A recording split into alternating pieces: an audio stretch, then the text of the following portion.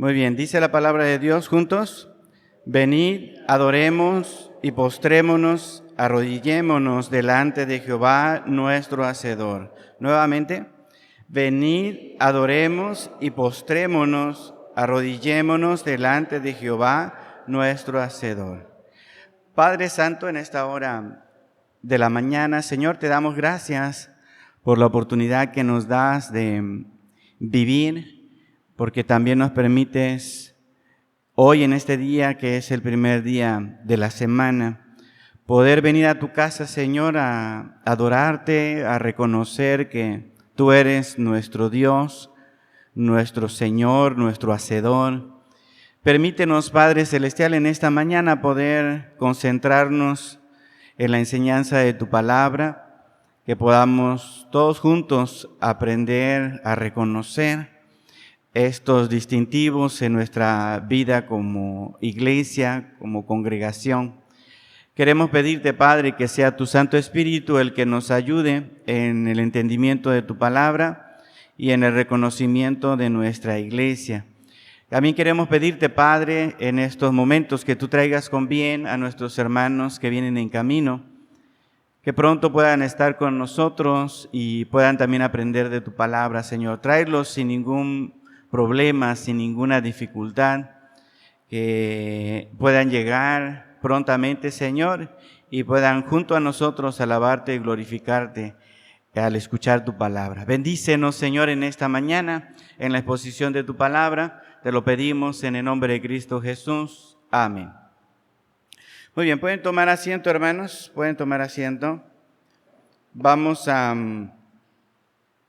entrar a nuestra clase. Hoy vamos a hablar sobre otro tema referente a los distintivos bautistas, aquellos aspectos de nuestra vida denominacional que nos identifican, que nos separan también, hermanos, porque tenemos que decirlo, ¿verdad? Que nos separan de otros grupos que son cristianos también, pero no son como nosotros.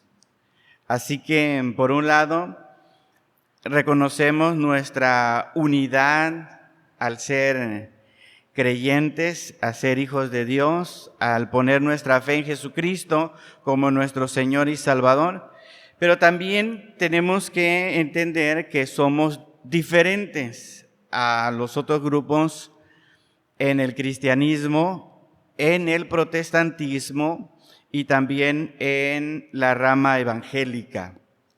Habemos diferentes y cada grupo tiene su manera de ser, su manera de comportarse, su manera de creer. Y nosotros estamos viendo los distintivos bautistas. En esta mañana, hermanos, vamos a hablar sobre precisamente el tema que nos sugiere el Salmo 95:6, que es el tema de la adoración. Este es un tema, hermanos, que ha llevado a muchos debates. ¿Cómo debemos adorar en la iglesia? ¿Cuál es la correcta adoración que Dios recibe? ¿Todos debemos adorar de la misma manera? Todos los cristianos, todas las iglesias bautistas, también deberíamos adorar de la misma manera. Y este es un tema que ha traído mucha controversia a través de los años, especialmente en las últimas décadas. Ha habido mucha controversia, especialmente por la corriente carismática alrededor del mundo. No solamente alrededor de la iglesia bautista, sino alrededor de otras denominaciones que empezaron a ser impactadas por una forma de adoración distinta a la que se había hecho hasta cierto momento en la historia de la iglesia. Así que no es un tema sencillo, pero es una realidad que nosotros como bautistas necesitamos entender en nuestra manera de ser como denominación, cómo entendemos la adoración y cómo practicamos la adoración. Y este es el tema que vamos a ver el día de hoy. En primer lugar, vamos a hablar un poquito sobre la naturaleza de la adoración. La naturaleza de la adoración. La adoración, hermanos, consiste en declarar por palabra y hecho que Dios es digno de nuestro amor absoluto, devoción total y obediencia completa en todas las dimensiones de nuestra vida. Adorar, entonces, podríamos definirnos como aquellas cosas que decimos, aquellas cosas que expresamos, pero también aquellas cosas que hacemos. Porque Dios, que es el objeto de la adoración, la persona a la cual nosotros adoramos, Dios es digno de nuestro amor absoluto. Él es digno de nuestra devoción total y también nuestra obediencia completa, no una obediencia a medias, sino una obediencia completa en todas las áreas de nuestra vida. Adorar a Dios entonces significa esto, hermanos, lo que nosotros decimos, pero también lo que nosotros hacemos. Vamos a buscar en Apocalipsis capítulo 5, versículo 12. ¿Lo tenemos, hermanos? Que decían a gran voz: el Cordero que fue inmolado es digno de tomar el poder, las riquezas, la sabiduría, la fortaleza, la honra, la gloria y la alabanza. ¿Quién es digno, hermanos? El Cordero, Jesucristo, ¿no? Jesucristo. Entonces, nuestro Dios fue inmolado y Él, por su sacrificio en la cruz, pudo rescatar nuestra vida. Por su sacrificio en la cruz, Él debe tomar el poder, la riqueza, la sabiduría, la fortaleza, la honra, la gloria y la alabanza. Entonces, cuando nosotros hablamos de la adoración, estamos hablando de la adoración a Dios. Dios, entonces, es el digno de nuestro amor absoluto. ¿Por qué? Porque nos ha rescatado, nos ha amado. La Biblia dice que grande fue su amor, que envió a su Hijo para que muriera por nosotros. Entonces, grande ha sido el amor de Dios y nosotros debemos corresponder en este amor. Debemos tener devoción total y debemos obedecerle completamente en todas las dimensiones de nuestra vida. Demostramos, hermanos, nuestro amor a Dios. Demostramos nuestro amor a Dios con nuestro servicio a otros a través del evangelismo, a través de las misiones, a través del ministerio, a través de los esfuerzos también por desarrollar un mundo más justo y más compasivo.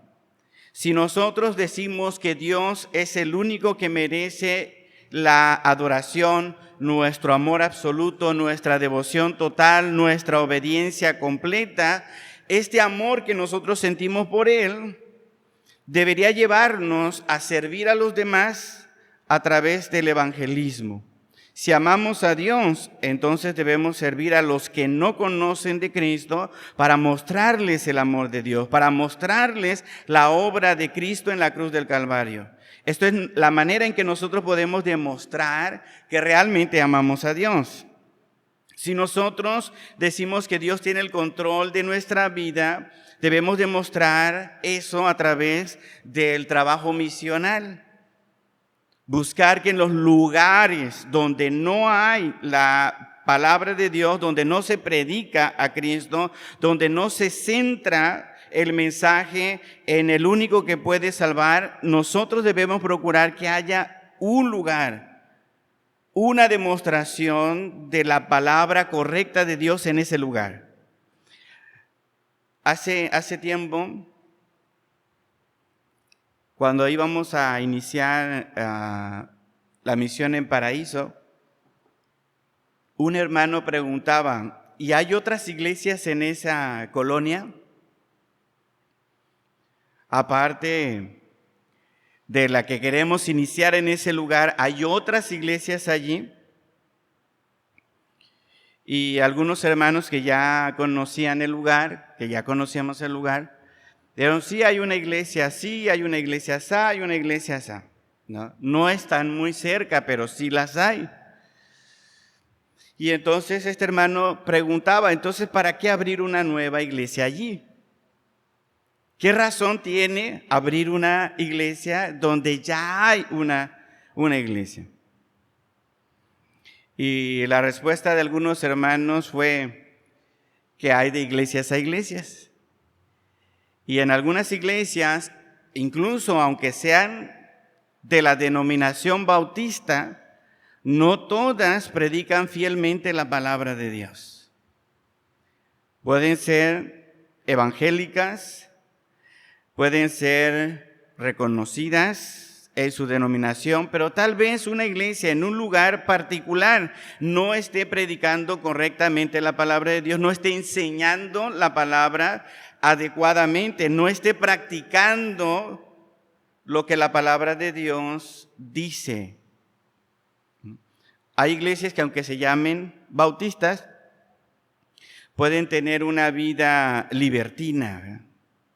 De libertinaje, que no se predique la palabra de Dios, que no se hable sobre ciertos pecados. Entonces, es necesario estar involucrados en las misiones y procurar que en donde no hay palabra de Dios se predique, en donde no se predica correctamente la palabra de Dios ni se enseña, haya un espacio. De esa manera nosotros demostramos el amor a Dios y demostramos también adoración a nuestro Dios. Recuerden, el tema es la adoración a nuestro Dios. Y el asunto de la palabra de Dios es muy, muy importante en el aspecto de la adoración, la palabra de Dios. Tenemos que esforzarnos también por los esfuerzos para que este mundo sea un mundo más justo y compasivo, ¿no? Adorar a Dios significa ser un buen ciudadano, hermanos. Involucrarse en que aquellos que han sido puestos por Dios en los gobiernos cumplan sus funciones, porque han sido puestos por Dios. ¿No dice así la palabra de Dios? Han sido puestos por Dios. No tendrían autoridad, le dijo Jesús a Pilato, si no le fuere dada esa autoridad. Y Dios ha establecido el gobierno para que haya una sociedad justa, no tan malvada, no tan terrible, ¿verdad? Va a ser complicado porque el pecado todo lo corrompe, todo lo destruye, a todo mundo hace que la balanza se le mueva de un lugar a otro, ¿verdad? Sin equilibrio. Pero los que amamos a Dios, los que queremos adorar a Dios, necesitamos velar por un mundo más justo. ¿Cómo? Participando correctamente en la política, orando por nuestros gobernantes, votando como se debe hacer y haciendo las obras, hermanos, de caridad que podemos hacer como iglesia. No solamente pensar en nosotros, sino también pensar en la gente que está fuera de la iglesia para ayudarles. Amar a Dios, adorarlo con todo nuestro ser, hermanos, en obediencia absoluta significa que debemos procurar estas áreas, servir a otros, llevar el evangelismo, involucrarnos en las misiones, en el ministerio, en los esfuerzos de un mundo más justo y compasivo.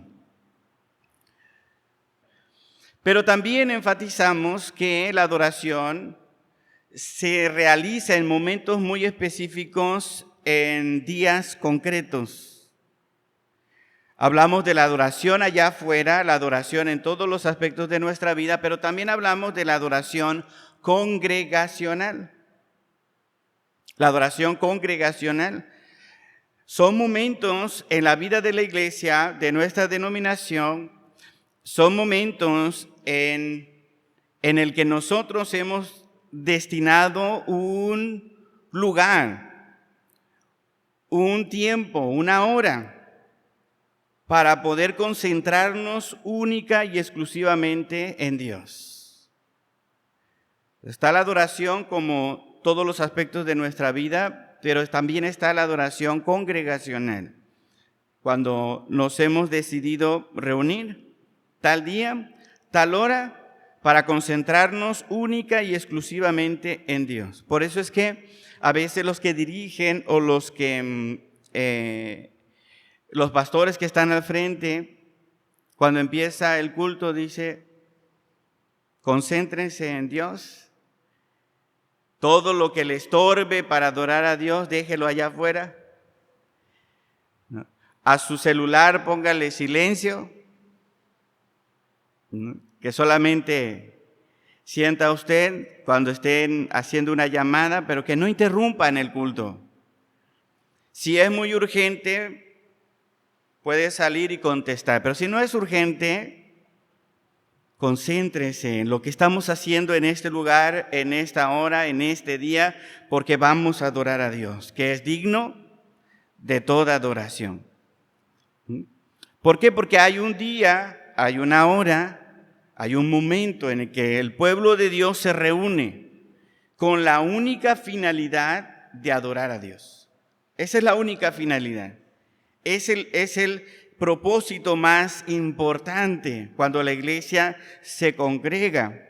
Entonces, en tales momentos debe ofrecer oportunidad para que el pueblo de Dios externe su gratitud, externe su adoración, pueda alabar a Dios con toda confianza, confesar sus pecados, pedir perdón si viene cargado, manifestar gratitud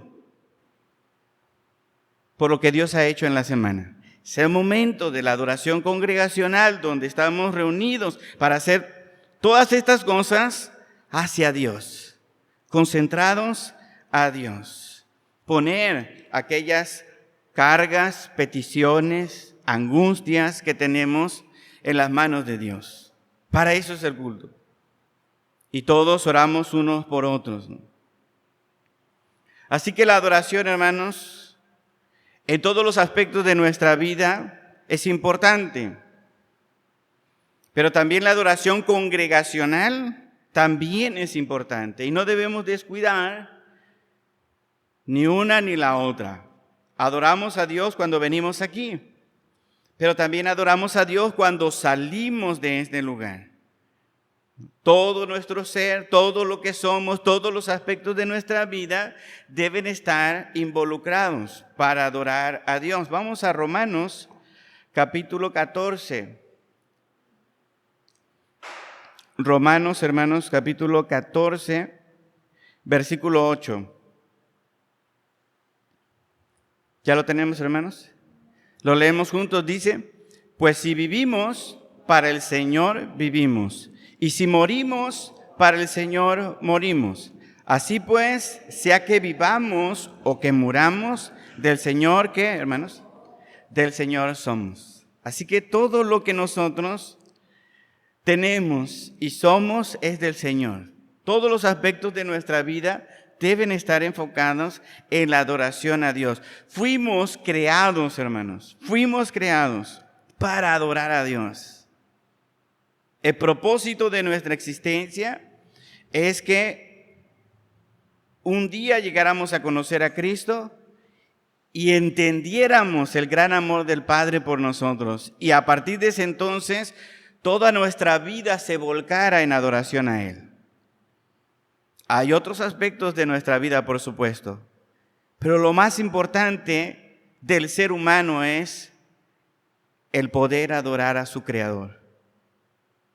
Y esta declaración, hermanos, es algo que también está en las confesiones de fe más antiguas de nuestra denominación y de las iglesias protestantes. ¿Cuál es el propósito del hombre? Adorar a Dios. Adorar a Dios. Por eso quien no conoce a Dios, quien no sabe de la existencia de Dios, quien no ha escuchado que Dios mandó a su Hijo a morir en la cruz del Calvario por sus pecados, necesita escuchar ese mensaje para que vea cuánto Dios le ama. Y que no quiere que al morir pase una eternidad sin el Creador. Sin el Creador. Cada iglesia, hermanos, debe poner especial énfasis en la naturaleza de la adoración. Fuimos creados para adorar a Dios. Debemos adorar a Dios en un día, en una hora, en un lugar, pero también debemos hacerlo en los diferentes aspectos de nuestra vida. En la adoración congregacional, porque estamos hablando de nuestra denominación. En la adoración congregacional, ¿cómo somos como bautistas? ¿Cómo hemos sido como bautistas? Porque cuando usted entra a una iglesia bautista es diferente la adoración a la de otros grupos evangélicos o protestantes? Hace algunos meses yo les mostré diferentes maneras de llevar el culto, ¿verdad? Vimos la forma luterana, vimos la forma reformada y vimos la forma de los anabautistas, y es diferente. Hay algunos aspectos que ya entendemos de esas liturgias o esas maneras de adorar, pero sí vemos que hay marcadas distinciones.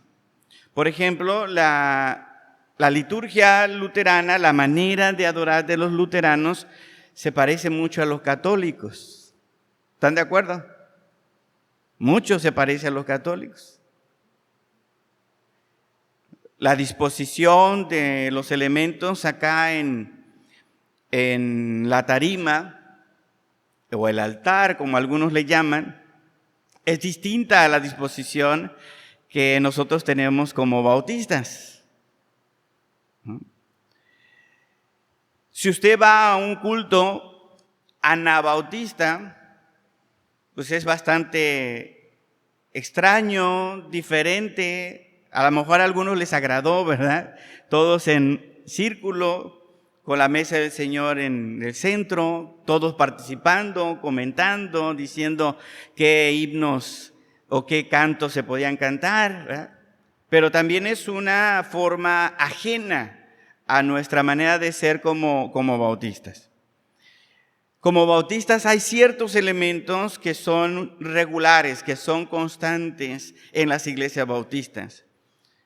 Quienes tienen ya una tradición de años, su culto es muy, muy arraigado y es muy difícil que cambien su manera de estructurar su culto. Y estas iglesias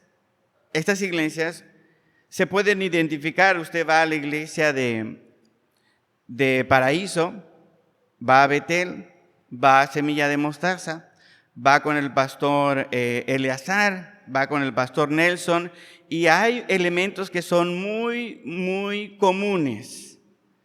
Usted va a otra iglesia en otro lugar en la República, a una iglesia bautista, y se va a sentir, por lo regular, se va a sentir en casa. Va a sentir que es lo mismo que lo que hacemos aquí, normalmente, ¿verdad? Normalmente. Porque hay elementos que son muy, muy regulares, que son constantes. Si bien hay variaciones, los bautistas tenemos ciertos elementos en nuestra adoración congregacional que la forma de presentarlos puede ser distinto, pero al final van a estar allí. Si usted va a un culto pentecostal, no se va a sentir de la misma manera que al estar aquí, ¿no? En un culto bautista, si va a un culto pentecostal o a un servicio carismático, va a haber elementos en la adoración que van a ser ajenos, muy ajenos a lo que ustedes han practicado por muchos años. ¿Algunos ya les ha pasado eso, hermanos? Cuando nosotros vemos la adoración bautista, tiene ciertos elementos, la adoración congregacional. Hay ingredientes que son imprescindibles dentro de nuestra denominación. Dentro de la vida de la iglesia bautista hay elementos que son importantes y que la denominación ha tratado de mantener con ciertas libertades, ¿Por qué? Porque nuestra denominación bautista no prescribe patrones de adoración para todas las iglesias. ¿Se entiende eso? Que la denominación no le dice a todas las iglesias bautistas locales, este domingo van a adorar de esta forma, con estos elementos, con estas lecturas, con este sermón. Hay iglesias, no solamente la Iglesia Católica, hay otras iglesias que prescriben a cada congregación, esta va a ser el orden de adoración, en todas, y va a ser lo mismo. En la denominación, como bautistas, no tenemos prescripciones para el modo de adorar tan detallados. Cada iglesia localmente puede consultar la Biblia para orientarse. Cada congregación, hermanos, determina con cierta libertad su propio patrón de adoración, su propio esquema. Y en ese esquema somos muy parecidos. Cada iglesia, por supuesto, en ciertos elementos no tan importantes, tiene variaciones. Pero los elementos más importantes se repiten de congregación en congregación. Por ejemplo, el día y la hora. Todas las iglesias bautistas ponen un día y una hora. Y es muy raro o extraño que haya llamamientos de la congregación para venir durante otros días, en otros horarios. Tengo conocidos pastores que, por ejemplo, cuando llega un pastor misionero o un evangelista, llega en la semana y les voy a estar el martes en tu iglesia. Y entonces el pastor llama a todos. El martes a las 7 tienen que estar en el templo. ¿Por qué? Porque tenemos un pastor visitante, un evangelista. Y los llama y los convoca en la semana, lunes, martes incluso, y ellos están ahí. Están acostumbrados a eso. Y en estas denominaciones, en estos otros grupos, muchos de ellos están acostumbrados a responder, dejar lo que están haciendo para ir, para reunirse. Los bautistas somos más quisquillosos en la cuestión de la hora y el día. El día y la hora nosotros lo manejamos con cierto celo. Especialmente el domingo es inamovible para nosotros como denominación. Hechos capítulo 20. Hechos capítulo 20, hermanos, versículo 7. Lo leemos juntos, dice: y el primer día de la semana, reunidos los discípulos para partir el pan, Pablo les enseñaba, habiendo de salir al día siguiente, y alargó el discurso hasta la medianoche. Entonces, ¿el primer qué? ¿Qué día de la semana? Que se traduce a domingo. ¿Correcto? Primer día de la semana, domingo. Primera carta a los Corintios, capítulo 16. Primera a los Corintios, capítulo 16, versículo 2. Primera a los Corintios 16, 2. Dice: Todos juntos, hermanos. Cada primer día de la semana, cada uno de vosotros ponga aparte algo según haya prosperado, guardándolo, para que cuando yo llegue no se recojan entonces ofrendas. Ya hablamos en otra clase sobre el contexto, pero aquí lo que nos interesa específicamente es cuándo. Cada primer día de la semana. ¿Por qué hace la referencia cada primer día de la semana? Porque la iglesia era el día en que se reunía. La iglesia del Nuevo Testamento, ¿verdad? Y estamos hablando de un periodo más o menos como de 100 años, donde vemos que hay ciertas cosas que se van estableciendo durante estos 100 años que nos sirven a nosotros como iglesia, como denominación, para tratar de adquirir estos patrones que nos regulen en nuestra manera de adorar. El día principal para nosotros como bautistas, para la mayoría de los bautistas, es el domingo, el primer día de la semana. La hora puede variar, El número de servicios puede variar. Hay iglesias que tienen 2, 3, hasta 4 servicios en domingo, hermanos, debido a su templo.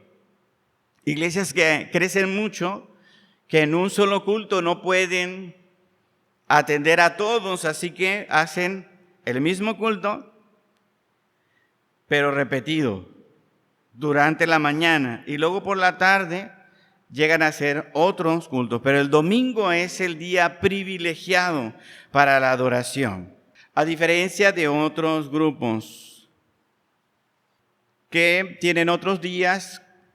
Especialmente el contraste es con el sábado.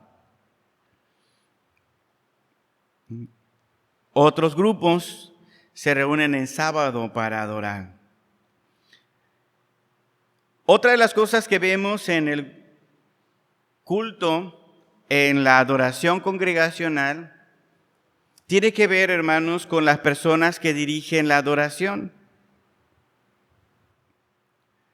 Las personas que dirigen la adoración, que también varía, pero normalmente en un culto típico, en la mayoría de las iglesias bautistas alrededor del mundo, el pastor es el que preside y predica. ¿Qué quiere decir? Que el pastor es el primero que se levanta para empezar el culto. Da la bienvenida, a veces da algunos anuncios, y después le da el lugar a algún director. A veces es el director directamente el que preside todo. Pero es más regular, esto es quizás una diferencia que ustedes van a notar, es más regular en diferentes partes del mundo que sea el pastor el que presida cada reunión de adoración. Y es lo normal que sea él el que predique. Puede haber otros hermanos encargados, como por ejemplo el líder de alabanza, quien dirige los cantos, o miembros dentro de la iglesia, dentro de la congregación, que puedan dirigir ciertos aspectos del culto. Hay personas que con anterioridad se les pide alguna participación y entonces vienen preparados al servicio para dirigir algún aspecto del culto, algún aspecto de la adoración. Y cada persona que participa en el culto tiene la libertad para vestirse de la manera que considere más apropiada. En la iglesia bautista no tenemos una vestimenta regulada como en otros grupos. Hay libertad tanto para el pastor como para el director, como para los que participan en la adoración, para los que participan en las lecturas o en las oraciones o en las acciones de gracias. No hay una manera, así se deben vestir. Lo que ha quedado como costumbre, hermanos, con muchos pastores, sobre todo de la vieja guardia, es su corbata, ¿verdad? Eso es como la vestimenta, no oficial, pero lo preferible para los pastores, ¿verdad? La corbata. Y hay muchas opiniones al respecto. Bueno, hasta aquí vamos bien, hermanos, sobre estos dos aspectos que hemos mencionado. ¿Alguna duda, pregunta, comentario? Muy bien, hablamos entonces sobre el día y la hora. Hablamos entonces sobre las personas que dirigen la adoración. Hablemos ahora sobre la Biblia, que es primordial. En el culto de nuestra denominación, la Biblia es importante, tiene un lugar central en la adoración a nuestro Dios. ¿Por qué? Vamos a segunda de Timoteo, segunda carta de Pablo a Timoteo,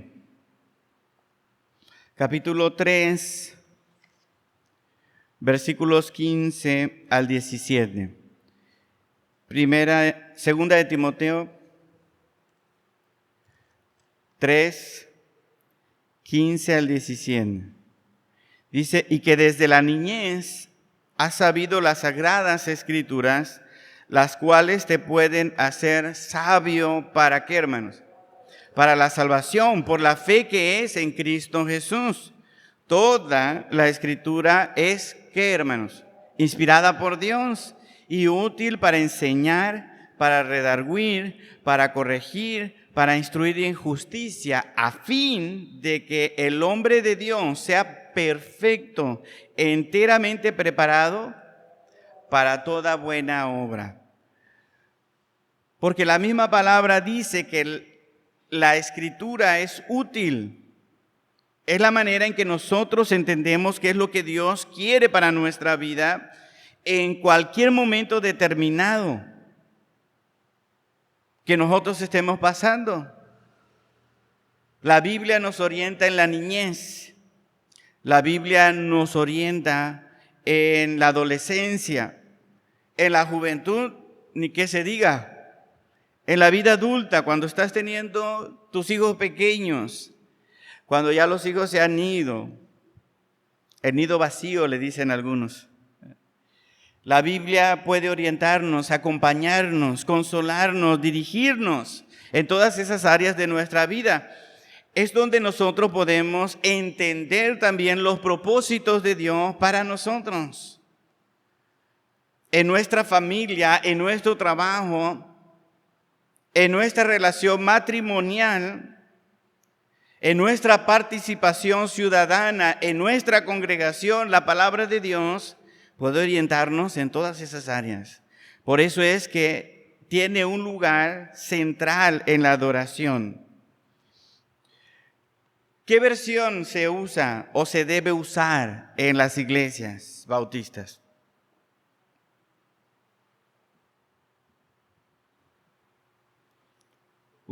Un tema que ya no es tan controversial,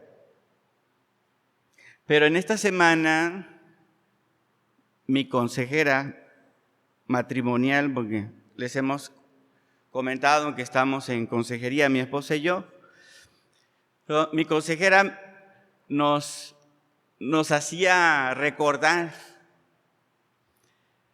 el pleito de los conservadores con los modernistas. Y me hacía recordar eso, ¿no? Pasado los 1960, hubo un gran pleito a nivel mundial de todos los que hablaban español. ¿Por qué? Porque entraba una traducción moderna a la iglesia.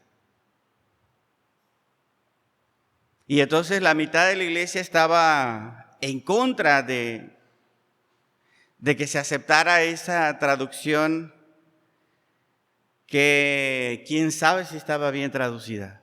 ¿Quién sabe quién la estaba patrocinando? ¿Quién sabe qué intenciones había detrás de los grupos económicos que estaban financiando esta nueva traducción moderna? La iglesia no se iba a acostumbrar tan fácilmente a esta nueva traducción. así que se pelearon. En todas las denominaciones fue este pleito. En todas las denominaciones. ¿De qué versión estamos hablando, hermanos? ¿De qué versión moderna estamos hablando? De Reina Valera 1960. ¿Se da cuenta? La versión que nosotros usamos actualmente costó mucho trabajo para que pudiera ser aceptada. ¿Cuál era la traducción que ya se había sentado? Reina Valera 1909. ¿Alguien tiene esa traducción? 1909. Reina Valera 1909.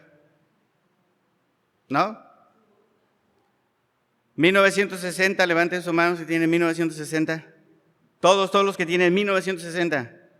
Ustedes son modernos, hermanos. Son modernistas. Por eso ella me hacía ver, pues, un poquito lo ridículo de hablar de modernos contra conservadores, ¿verdad?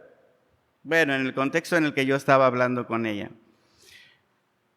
La iglesia debe determinar con cierta libertad, con cierta orientación, qué traducción puede usar dentro de su congregación.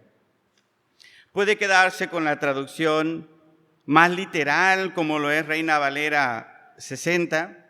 Es una traducción muy buena. Al cabo del tiempo se dieron cuenta que era muy buena. Pero hay otras traducciones también literales que son muy buenas. La Biblia de las Américas es otra de las Biblias también recomendada, ¿no? Que es evangélica y que también tiene una vertiente muy literal. Pero también puede escoger usar Nueva Versión Internacional. Puede escoger Nueva Traducción Viviente. Puede escoger Dios habla hoy. Entendiendo que son traducciones ya no literales, sino paráfrasis. ¿Qué quiere decir paráfrasis? Que más o menos se acerca al sentido de lo que quiso decir, pero no es tan literal. ¿Es bueno o malo? Dependiendo del contexto. Normalmente con la juventud, hermanos, se utilizan versiones de paráfrasis. Dios habla hoy es una de las conocidas, que es muy fácil de entender, que su estructura gramatical es mucho más sencilla, que un joven puede entender, que un adulto que ya está acostumbrado a Reina Valera 60 y a construcciones gramaticales más complejas. Pero aún así, siendo adultos, a veces ciertas frases de la Biblia nos cuestan trabajo. Nos cuesta trabajo. Bueno, cada iglesia localmente puede decidir en el asunto de la Biblia, ¿qué traducción va a usar? ¿No? ¿Qué traducción va a usar? Debe practicar la lectura, la iglesia debe practicar la lectura de la Biblia de manera individual y como congregación. Alguien puede pasar acá adelante y leer una fracción de la Escritura o podemos leerlo todos juntos. Son las prácticas más regulares de nuestra iglesia. Por lo regular, cuando yo llegué era un poco extraño que alguno de los hermanos pasara solito a dar una lectura completa. Normalmente lo que se hacía era la lectura congregacional. Ustedes leen uno, el director leía otro. Si acaso había alguna variación, hermanos, eran las mujeres leen un versículo, los varones leen otro, ¿no? Pero era un poquito extraño en esta iglesia en particular que alguien pasara al frente y leyera solo una lectura. Una lectura. ¿Por qué? Porque normalmente lo pensábamos que era la práctica de la iglesia católica. Primer lector, segundo lector, y luego ya viene la lectura del Evangelio, ¿no? ¿Sí reconocen ese parámetro? Pero no es extraño dentro de nuestra denominación que haya lectores individuales y lectura de la palabra de Dios de forma congregacional. El día y la hora las personas que dirigen o guían la adoración. La Biblia es central en el culto de nuestra denominación. La oración, hermanos, la oración debe ser parte de cada culto bautista de adoración, la oración. La adoración debe estar complementada con la oración, tanto privada como pública. De hecho, debe ser una de las características de las reuniones congregacionales. La iglesia, cuando se reúne, debe procurar orar. No solamente tener un culto de oración, sino durante los servicios, en domingo o en la semana, que no sean específicamente de oración, debe procurar que haya suficiente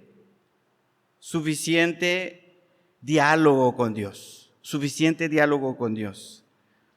¿Por qué? Porque es un distintivo de la casa de Dios. Marcos capítulo 11. Marcos capítulo 11, versículo 17.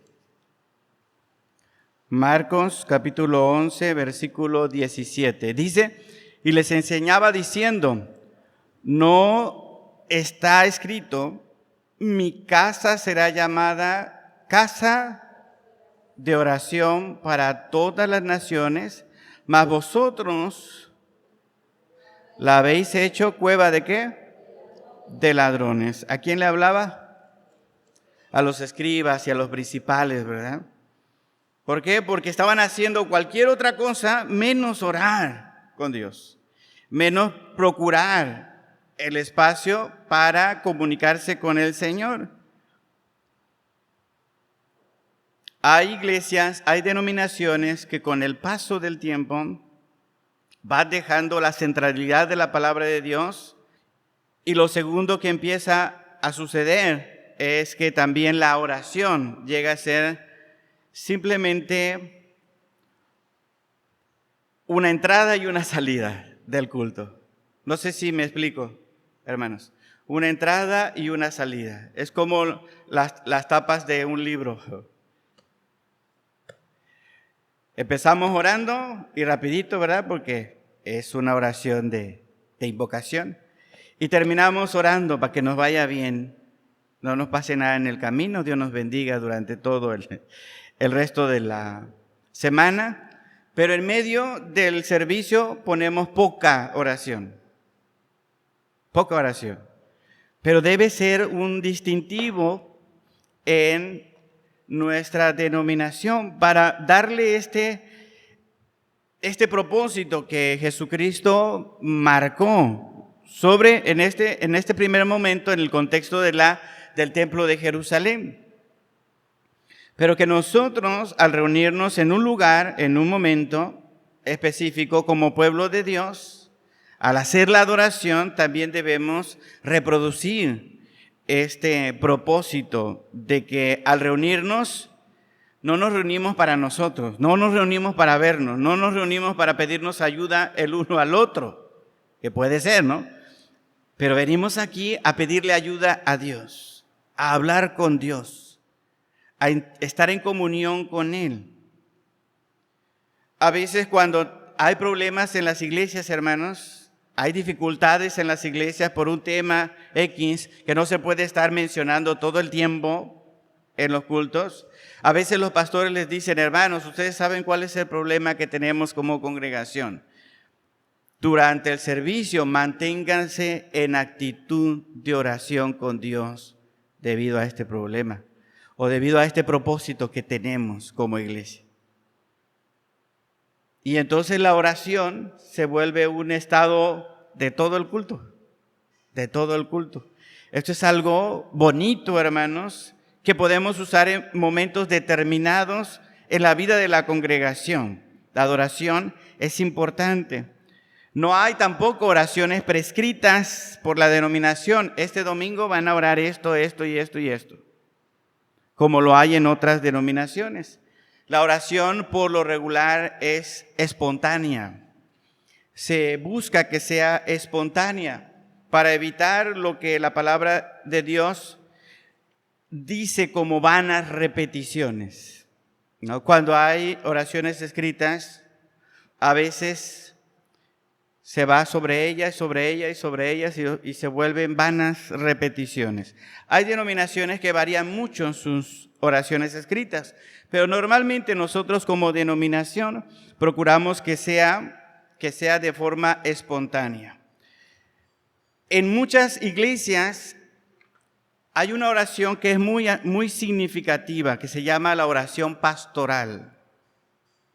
También la hemos practicado nosotros de vez en cuando, ¿eh? Se le llama la oración pastoral o la oración de intercesión. Normalmente la hace el pastor, esta oración de intercesión, aunque no sea un culto de oración, aunque sea un culto por la mañana, hay ocasiones en que el pastor dice: hermanos, ponga su petición urgente, algo que usted necesite que se ore en esta mañana, póngale un papelito.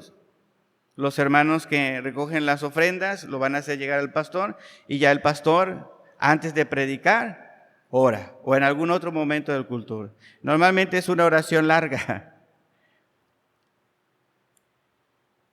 Yo creo que me he tardado a veces hasta como 15 minutos en una de estas oraciones. Larga, ¿verdad? Pesan estas oraciones porque a veces estamos parados. Pero es parte de nuestra práctica al acentuar la oración dentro de nuestros servicios, y la oración pastoral o la oración de intercesión también es practicada en nuestra denominación. Por último, hermanos, el sermón, como otro aspecto de la adoración en nuestra denominación. El sermón es una parte principal del culto bautista. Hechos, vamos nuevamente, hermanos. Hechos, capítulo 20. Hechos, capítulo 20, versículos 7 al 9. Hechos 20, del 7 al 9. Dice: el primer día de la semana, reunidos los discípulos para partir el pan, Pablo les enseñaba, habiendo de salir al día siguiente. ¿Y qué hizo Pablo? Alargó el discurso, ¿hasta cuándo? Hasta la medianoche. Y había muchas lámparas en el aposento alto donde estaban reunidos. Estaba bien alumbrado, ¿verdad? Y un joven llamado Eutico, que estaba sentado a la ventana, rendido de un sueño, ¿cómo, hermano? Profundo, por cuanto Pablo disertaba largamente. Vencido del sueño, cayó del tercer piso abajo y fue levantado, ¿cómo? Y fue levantado muerto. Aquí hay dos maneras de interpretar este pasaje, hermanos. ¿Qué estamos diciendo? Que la predicación, el sermón de la palabra de Dios es una parte importante. La enseñanza de la Escritura es una parte importante dentro del culto de adoración. Y según este pasaje debemos tener cuidado de no dejar de enseñar, de no dejar de predicar. Así que la advertencia está allí. Y podemos interpretarlo de dos maneras. La primera, que no tarde mucho el pastor, ¿verdad? Porque si no la gente se le va a dormir. La gente no está acostumbrada a tanto tiempo de enseñanza o de adoración o de escuchar la predicación. Así que si alarga uno el discurso como pastor, puede que alguien caiga por ahí, ¿verdad? Cuidado, no se me duerman, hermanos. Por un lado, entonces puede ser que no debemos alargar tanto el discurso. O por otro lado, es que usted debe procurar mantenerse como despierto. ¿Ustedes cuáles creen que sería la interpretación más adecuada? ¿Mitad y mitad? ¿Que no tarde mucho el predicador o el maestro? y que hagamos todo lo posible por mantenernos como despiertos. No se vaya usted a caer, se vaya a desnucar, se vaya a desnucar. Cada vez es más difícil para la sociedad concentrarse, hermanos, poner atención. Eso es una realidad. Ha pasado a través de los siglos que la atención, la retención, ¿no? El cuidado por lo que otro está diciendo o hablando, cada vez va disminuyendo. Cuando estamos hablando del tiempo de la Biblia, no había televisión. ¿Está usted de acuerdo? No había celular. ¿Está usted de acuerdo? No había entretenimiento tan accesible para la sociedad.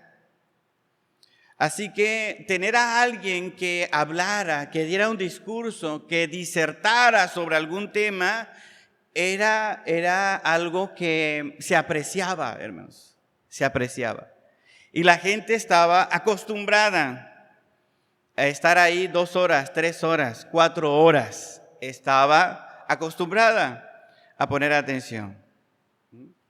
Y aquí el énfasis que hace el pasaje es que había muchas lámparas. ¿Se da usted cuenta? Había muchas lámparas. Quiere decir esto que estaba bien iluminado. Yo peleo un poquito con eso aquí en el templo. Pero no prendan nada más 1 o 2 líneas del templo. Prendan todo, que esté bien iluminado. Sobre todo cuando ya empieza para la tarde, hermanos. ¿Por qué? Porque un lugar a medio iluminar da mucho sueño. ¿Está usted de acuerdo? Da mucho sueño. Y si usted le toca la parte oscura, va a ser más fácil que cierre sus ojitos, porque nadie lo va a estar viendo. ¿Ah? Y si usted viene del trabajo, si usted viene cansado, si usted viene estropeado de su cuerpo, ¿verdad? Y viene al templo a media luz, ¿qué va a pasar? Segurísimo. Ni siquiera voy a tener que alargar el discurso hasta la medianoche, ¿verdad? A los 15 minutos usted va a estar roncando. Usted va a estar roncando ahí. Yo voy a tener que predicar más despacito, así, más bajito, para no interrumpirle el sueño. Entonces el texto, ¿qué es lo que quiere decir? Que era un momento importante. Pablo estaba por despedirse. Para la iglesia también era un tiempo importante. Estaban en un lugar específico, muy apreciado para la congregación. Estaba bien iluminado, pero había un sueño profundo en este joven. En este joven. Ahora están descubriendo que la atención, el día de hoy, en un futuro muy cercano, hermanos, la atención, la capacidad de poner atención va a ser cotizado en muchos trabajos en el futuro. ¿Por qué? Porque el día de hoy estamos llenos de muchas distracciones, muchas. La gente, los jóvenes, los adultos jóvenes, estamos teniendo más dificultades para poder concentrarnos. ¿Por qué? Porque inmediatamente llega notificación de Twitter, notificación de Instagram, notificación de correo electrónico, notificación de WhatsApp, notificación del pastor. Y nos distrae de nuestras labores, nos distrae de nuestros trabajos, nos distrae del libro que estamos leyendo, de la tarea que estamos realizando. Y esto está pasando en muchos trabajos. La gente le está costando más poner atención. Las personas que puedan hacer a un lado todas esas distracciones y concentrarse para terminar su tarea, van a ser personas muy cotizadas. Les estoy hablando de forma secular, hermanos. ¿Por qué? Porque es un problema que estamos teniendo. Si en el trabajo estamos teniendo ese problema, en la iglesia, hermanos, en la iglesia también nos está pasando. Usted debe procurar poner atención en la enseñanza. Debe procurar poner atención en la predicación. El sermón es un lugar, debe ser un lugar prominente en la predicación. Podemos poner cualquier otra cosa. Podemos poner una película, podemos poner un video, podemos poner un sketch, podemos poner una obra de teatro, podemos poner cualquier otra cosa que rellene el programa, hermanos. Podemos hacerlo. Hay iglesias que lo han hecho, que lo siguen haciendo el día de hoy. Pero la centralidad de la palabra de Dios debe mantenerse porque es un distintivo de nosotros como bautistas. Vamos a ponernos de pie, vamos a orar y vamos a permitir que los niños pasen.